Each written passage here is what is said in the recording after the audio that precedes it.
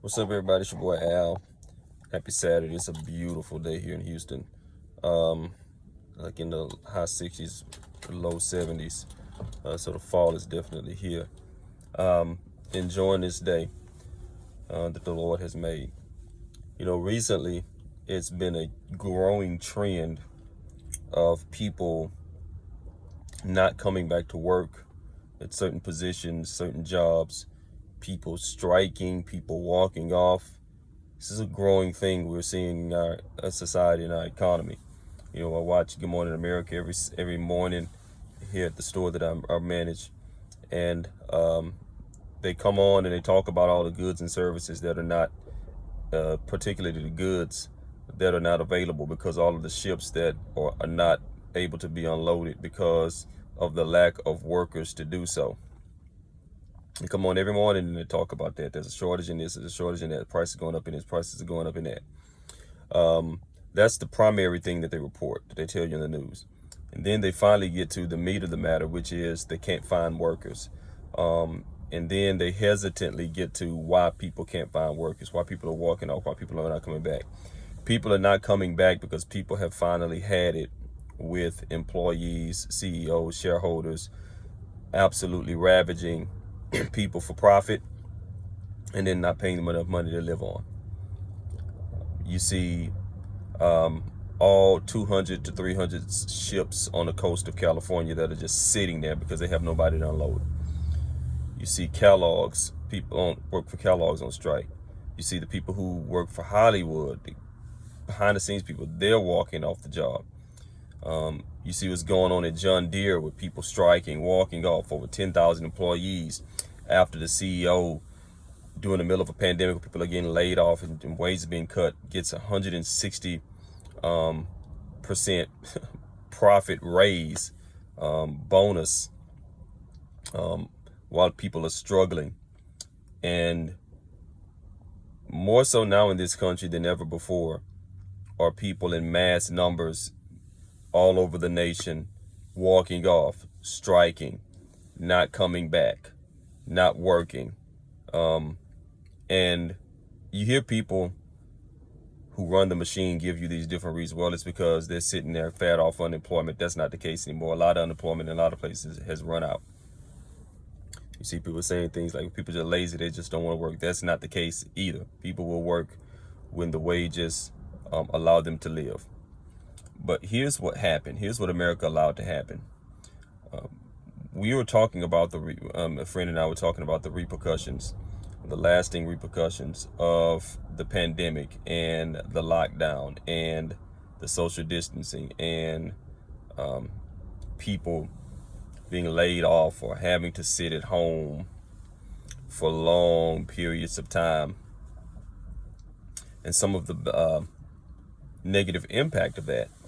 And we've heard all the stories about, divorce rate. People are divorcing, people, being so tired of being inside, they come out and they wild out. People are acting more violently. People are less friendly towards one another. But there's one particular thing that they left out that was a result of the pandemic and people having to be in isolation and be home with their families and be off for long periods of time. And that is this.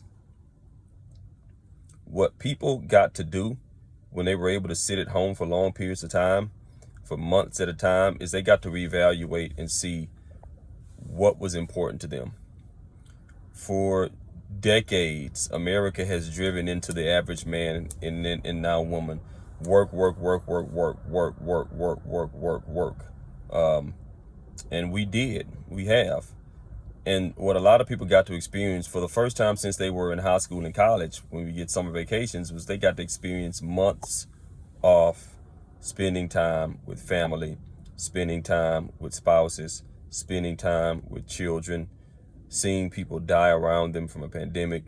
They got to reevaluate. They were able to lift their heads up and look around, and for the first time in some people in 20, 30 years, breathe without the hassle of work all around them. And they got to look and they got to realize and reevaluate the things that were important. With all the work that America forces on us, that we need to do to have to live.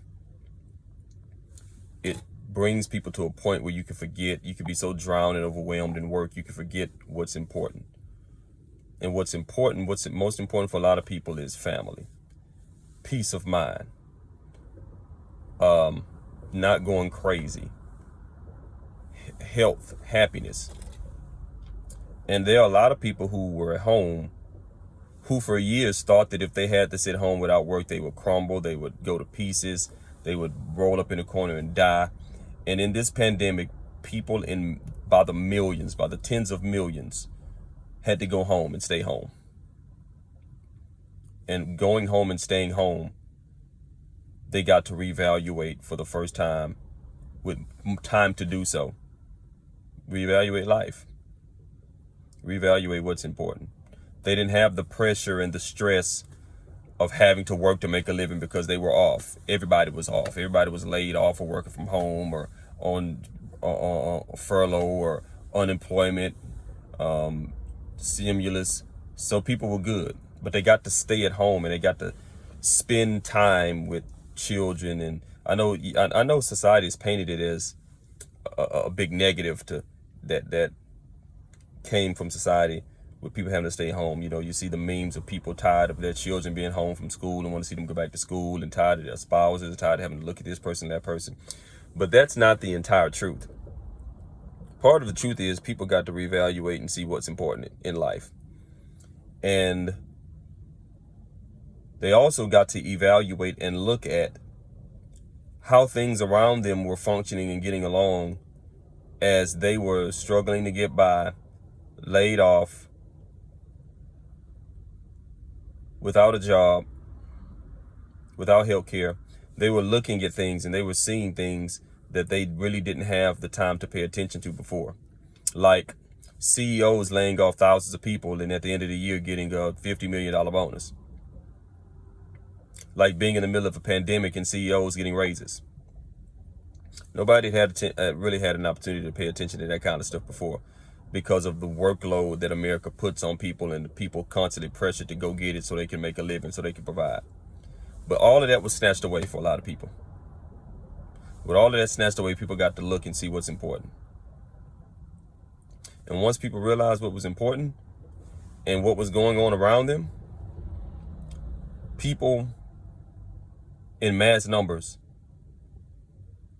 have awakened from, for some, a lifelong stupor or slumber of overwhelming pressure of workload, and find themselves, after putting in all that work, finding themselves still laid off, still without, and finding that they had more laid off than they did working.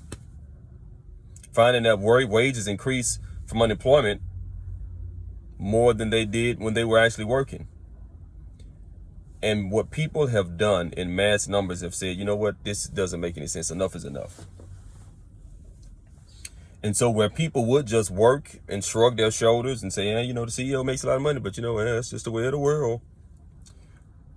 People now saying, you know what, no more. No more of this.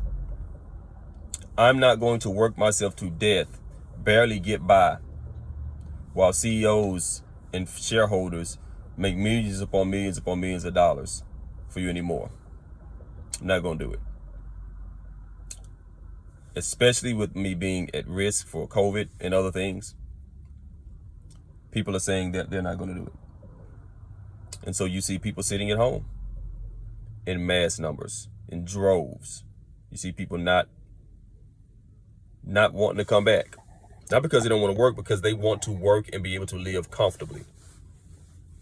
People at John Deere don't want to see a CEO getting a 160% raise while they're in the middle of a pandemic, when some of them are being laid off and salaries cut and people laid off. People at Kellogg's are done seeing themselves make the same amount of money after being in place 10, 15 years, or maybe a couple of dollars more. They're watching CEOs, the average gap between CEO and employee go from one for every $78 to one for every $350. A CEO would make 70 times more than their employees. Now they make 400 or 500 times more than their employees. People are just tired of it. And I'm gonna say this. I'm all for capitalism until capitalism becomes immoral. And as a man, as a believer in God, as a believer in the Bible, as a believer in Christ Jesus, I cannot stand for capitalism if capitalism becomes immoral. If capitalism becomes something that causes people to struggle and strive, then I'm not for capitalism at that cost. If capitalism is me laying off thousands of workers so I can put more millions in my pocket when I already have millions, and do it in the name of capitalism, say, well, that's capitalism. I'm not for that, because that's immoral. And let me say this also, and I want all my Bible readers and people who believe in the Lord to understand something. Just because we as humanity puts a name on something doesn't mean that the Lord doesn't still see it as immoral. Just because we give something legality and put a name on it doesn't mean that it's still not against God.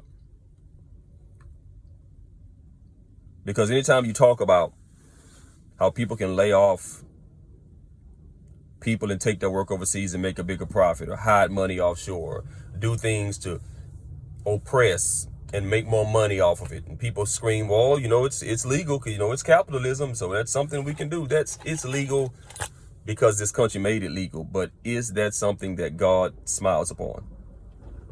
Just because we put a name on it called it capitalism doesn't mean that it's approved by God, right? Because I'll tell you this, I don't see the concept of capitalism in the Bible, but you know what I do see in the Bible? I see the concept of the Day of Jubilee, which is a concept in the Old Testament that goes over to the New Testament that basically states this: if someone sells you their goods, their services, or their land, their goods or their land, because they were upon hard times, then the Day of Jubilee, which came every 7 years, when that day came, you had to return what they sold back to them. If somebody said, hey man, I'm strapped, I can't live, I have to make this move, I have to sell this, I have to do this, I have to do that, and they have to sell you their land, sell you their property because they're on hard times, in the next 7 years, you have to return that, not sell it, but you have to return it back to them. And for all of the people, the right-wing lovers of democracy and capitalism, who love to bring up the things that are of God, I don't hear them bringing that up. They don't talk about that. But I believe that we are at a point where the capitalism that's practiced in America is against God. And we can't do something, stick a name on it called capitalism, and think that it's still not sinful and immoral. It is immoral to leave people homeless while you make millions, to leave people jobless while you make millions. It is immoral. I don't care what you call it. I don't care that you put a name on it. It's immoral. It's wrong. It shouldn't be done. And people have had enough. And time's up for all these companies that are making millions while people are struggling to live. You got to work 2-3 jobs in some places to be able to just get affordable housing, decent. That's not what this country was founded upon. But we've had people for years get away with it. And then let me say this: I don't agree with the principles and the reasons why the people stormed the Capitol. But I do understand that history shows us that whenever there was drastic change that needed to be made, and people got tired of government rule, that's what happened. Now, these people stormed because they thought that the election was being stolen. They thought there was some foolishness going on. They stormed the Capitol for foolish reasons. They didn't storm the Capitol because people were being oppressed, or they stormed the castle because they thought their white privilege was being tampered with. They didn't storm the castle because companies were pretty much enslaving people. That's not what they did. They'd have done that, that'd have been a different concept. That's when people stormed the castle. People stormed the castle when the king got out of line, spent up all the money, taxed the people to the point where they were poor and they couldn't live. And then the castle had to be stormed. The king had to get his head cut off. We had to start over. Am I saying we need to cut people's heads off? Nope, but we do need to reevaluate and start something over. There needs to be a change. There needs to be a shift where people can work and live comfortably. In the 50s, one man could work, wife could stay home, they could have a house, 2 cars, and children, and be comfortable. What in the hell happened? Capitalism. We stuck a name on one of the most immoral practices in the history of humanity and thought that because we stuck a name on it, it's okay. It's not okay to practice it in this. Is it okay to start a business and let that business profit and be profitable, and start a medical practice, a dentist practice, a yard service? Is it possible to start your own business, a restaurant, and be profitable and live? Yes. It's not the kind of capitalism I'm talking about. I'm not talking about the opportunity to start a business and be successful and live the dream. I'm talking about once you're a millionaire, you start finding loopholes to get you even richer at the expense of people, and call that capitalism. That is immoral. And I'll stand on that to the day that I die. And you may be one of these people who has had it. You may be picketing right now. You may be boycotted. You may have walked off your job right now. But I'll give you this encouraging message. Just keep your faith in the Lord. Keep your hands in his hands. Because there's nothing that man can do that God can overrule and overpower.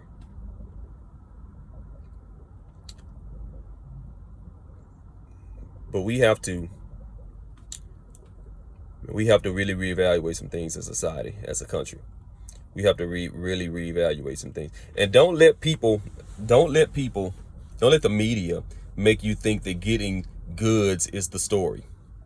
Don't let them come on. This morning, stores have shortages and this and that and the other.